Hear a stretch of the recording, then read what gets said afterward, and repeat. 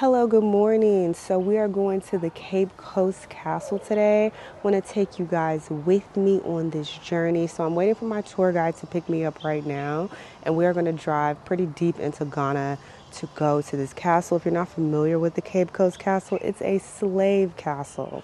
It's where the Europeans kept large numbers of slaves before they transported them in slave ships to the Americas. So that is where we're going. I also want to go over my ancestry results as well. Might as well. We're here in the motherland, so I will go over what my results were. I am part Ghanaian, so it's only fitting. So we will go over those as well. But yeah, should be an experience. I've heard about the Cape Coast Castle, of course, read about it, studied it in school, but it'll definitely be a different experience being there in person. So, yeah, let's see what this is like. Let's go.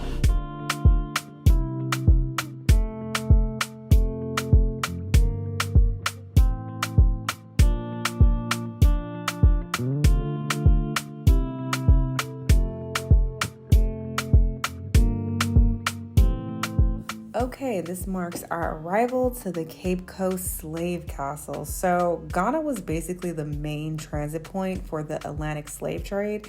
They transported more slaves here than any other country. Africans that were captured from like neighboring West African countries were placed in these slave castles, and there were three, but this was the main one.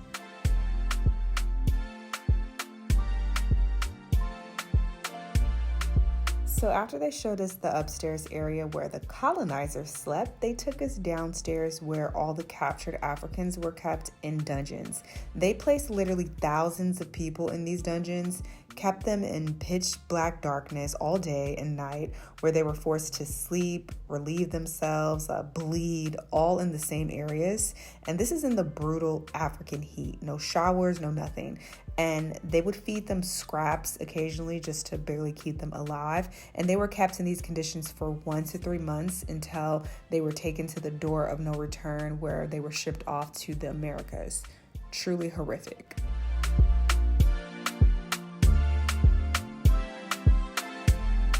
Okay, so I am back home, of course. Okay, this is Editing D popping in. So I cry a lot in this segment of the video, like a lot. So I just want to quickly pop in to clarify where the emotion is coming from, because it was very difficult to articulate myself through all the thug tears.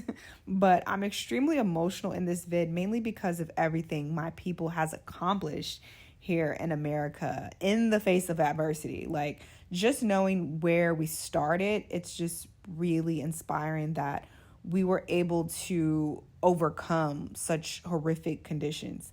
And Black Americans are responsible for the invention of so many things, from the cell phone, GPS, laser eye surgery, open heart surgery, like the list, elevators, the list goes on. I remember being in the van on the way back to Accra from Cape Coast, just going down this rabbit hole, Googling, all of these things. And my mind was just blown. We've contributed so much that has helped with the advancement of society worldwide. So knowing how far we've come just made me really emotional and really grateful and really proud just to be a descendant of such a brilliant group of people who have changed the world in a really, impactful way, and whose culture is by far one of the most imitated and emulated cultures in history. Let's be clear.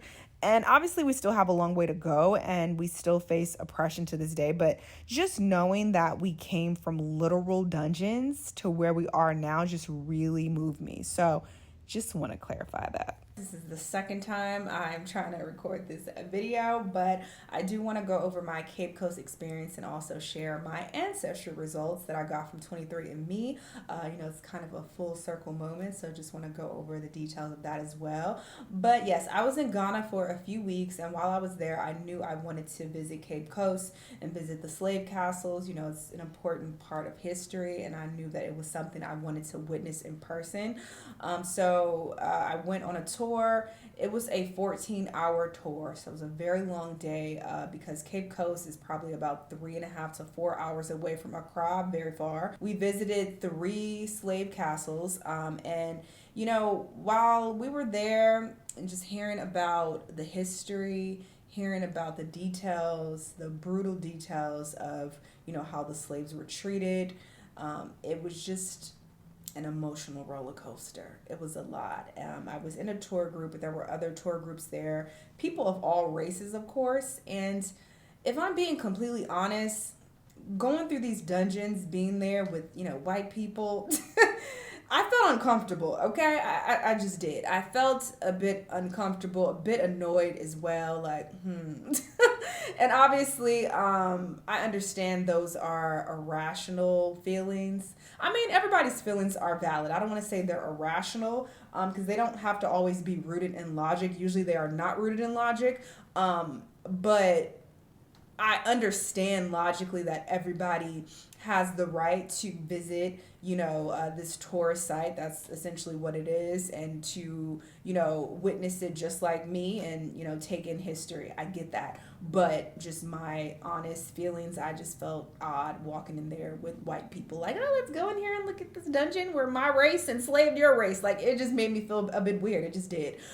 So, you know, just like, you know, about that. And obviously it's not their fault, blah, blah, blah. Again, I understand that these are emotions and feelings that are not rooted in logic, okay? I'm gonna be clear with that. But that's just honestly how I felt. So, you know, just hearing the details of everything, I started to get upset as well. It made me angry. Just knowing that, you know, people could be so heinous and disgusting and evil and treat a group of people, you know, that way based on the color of their skin. It was just such a disgusting, you know, experience. It was just like, this is horrible, you know, so it did upset me as well. So, you know, went through all the castles, ate lunch, all of that. And on our way back to Accra, you know, we're in the van. You know, I have a window seat in the van. It's starting to get dark, you know, so it's dark in the car. And I'm just listening to my music, you know, looking out the window. I'm reflecting on my experience. And I just got so emotional, just tears streaming down my face because this is the second time I've had to record this video. I'm not about to keep trying to record this video. If I'm crying, what the fuck ever. I hate crying on camera. I hate it. But sometimes I just can't get certain things out without crying. So it is what it is. But I didn't even feel sad. I wasn't crying then, and I'm not crying now because of sadness. More so, I felt an odd sense of pride just knowing that my people were forced to come here and endured such brutal, disgusting. This is why it took me a while to want to even record this video, but knowing what they went through and knowing where I'm at now in life is because of what my people had to fight for.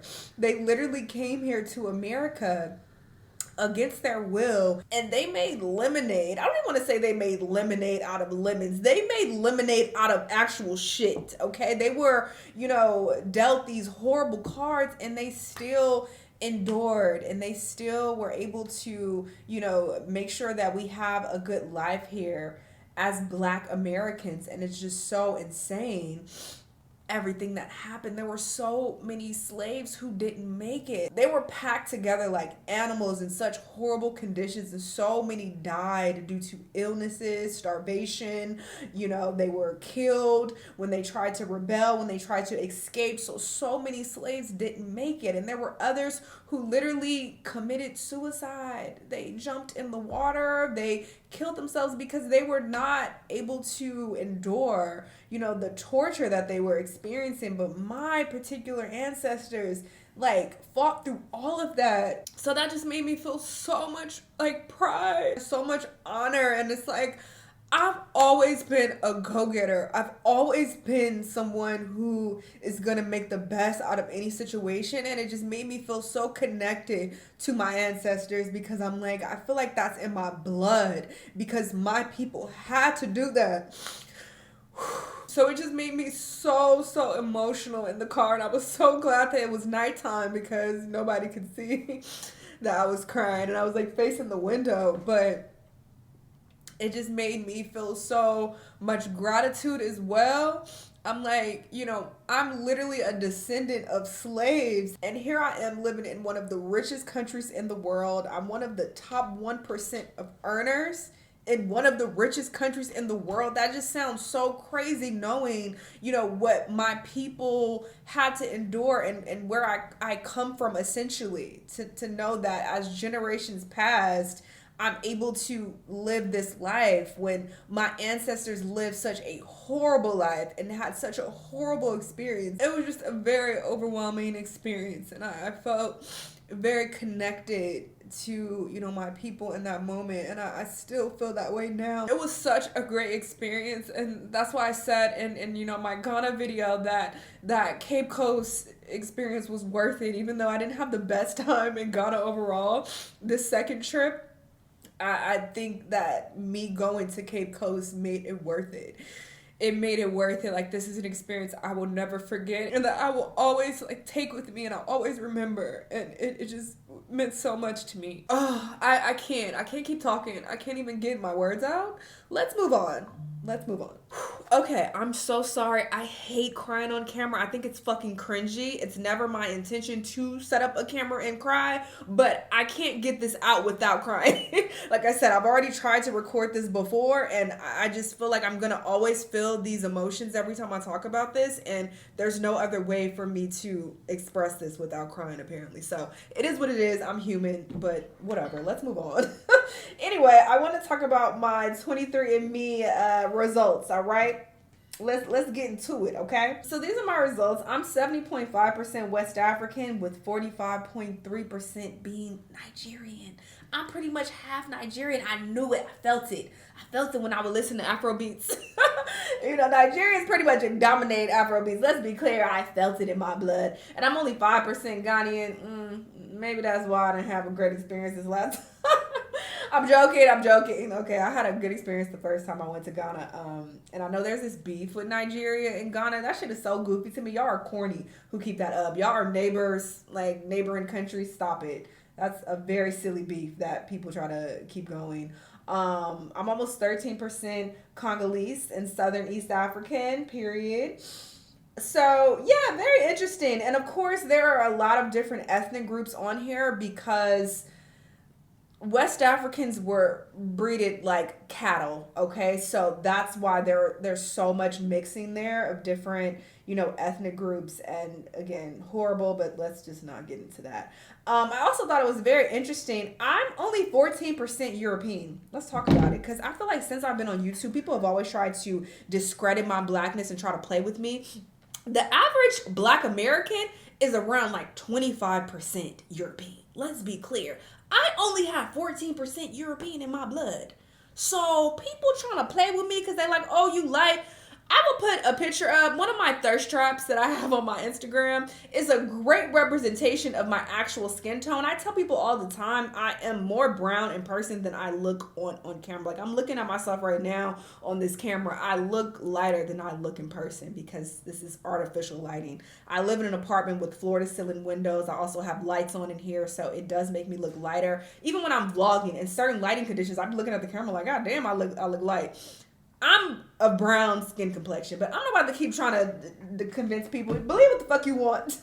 All right, I know my skin tone, but it's also very ignorant and very idiotic to try to determine someone's percentage of African ancestry based on their skin tone. That's very, very stupid. If you picked up a book and read at all, you should be able to conclude that, genes are very funny. So, it's not the clearest representation of a person's African ancestry. Like, just because they are lighter complexion doesn't mean that they're less African or less Black than the next person. I have a friend. She got a whole ass biracial daddy and she's darker than me.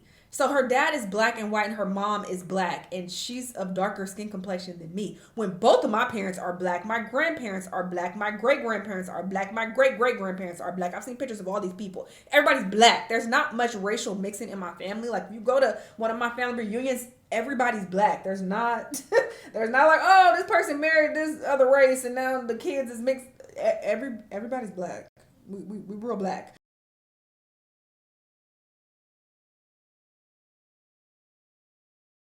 So, I think it's very interesting when people try to determine a person's, ethnic makeup based on their skin complexion or their hair. You are an idiot, all right? Just putting that out there. But yes, of that European ancestry, I am British and Irish. And I knew I felt the connection to my Irish people. I was in Ireland not too long ago, and I liked it, all right? It was a cool experience. But, those are pretty much my ancestry results. I will, show you guys screenshots or whatever the case. I think it's interesting to know. It doesn't mean that anybody's better than anyone else. By the way, that's not what I'm trying to convey whatsoever. I understand that, a lot of Black Americans have higher percentages of, European blood in their DNA, but that does not make them any less Black. We all had the same Black American struggle. We all have ancestors that came from West Africa, came here against their will. So I just feel like we're all one. There's no separation. So just being clear about that. I stand with my Black American people, okay? Period. But yes, so that's pretty much all I have to say about, my Cape Coast experience and whatnot. I definitely highly recommend if you go to Ghana just to experience that in person. It's something, okay? It's something. But yes, hopefully you guys enjoyed this video, and I'll see y'all very soon in the next one. Bye!